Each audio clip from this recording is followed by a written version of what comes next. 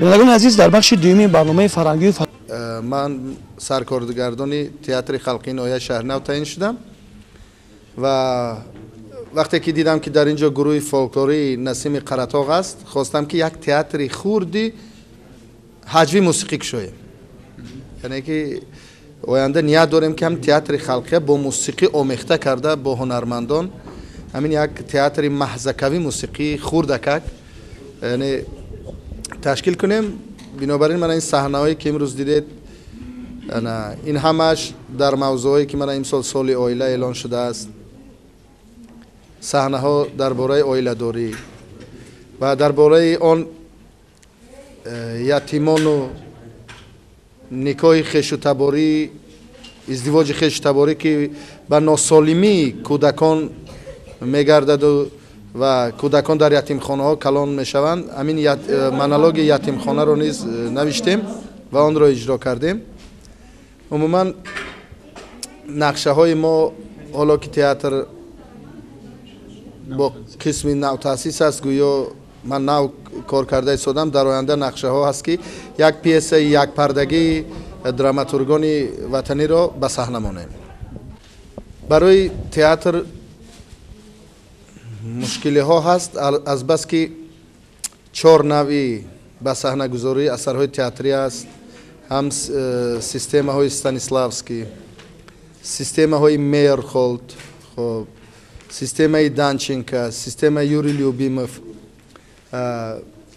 مثال حالی سیستم های میرخولد بسیار ترقی کرده است که اونقدر تجهیزات بسیار نمیمونه، یعنی که دکوراسیون بسیار نه، با یک رمز همون چی میگن همون محیط رو میدهند.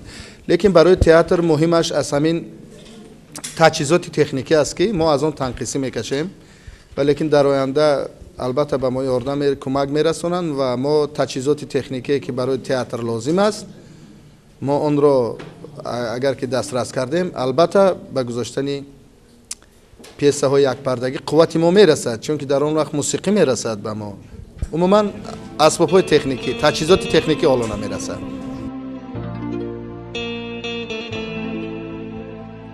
آواز تو را ز صد جهان میشنوم، با گوش و دل و به گوش جان میشنوم.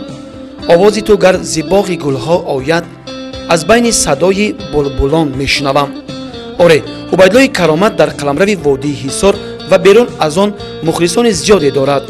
او هنرمند اصیل و خداداد است. آوازش بسا نرم و گوارا و دلچسب و روح نواز بوده به قلب‌ها شادی و سرور عطا می‌نماید.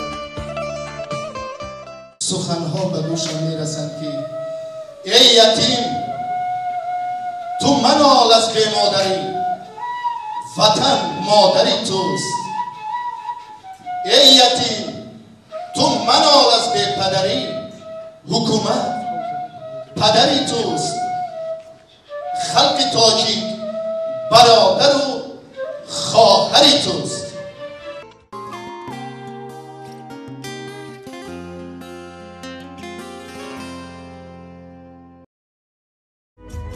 بینندگان عزیز، با امید خانوادگی و سربلندی شما اینجا رسیدیم به انجام برنامه فرهنگی و فراغتی زرنثار. برنامه‌های دیگر تلویزیونی ما ادامه دارد. امید میکنیم که پسند شما میگردد، چون که ما را تماشا میکنند. خیر تا برنامه‌های دیگر، خداحافظ.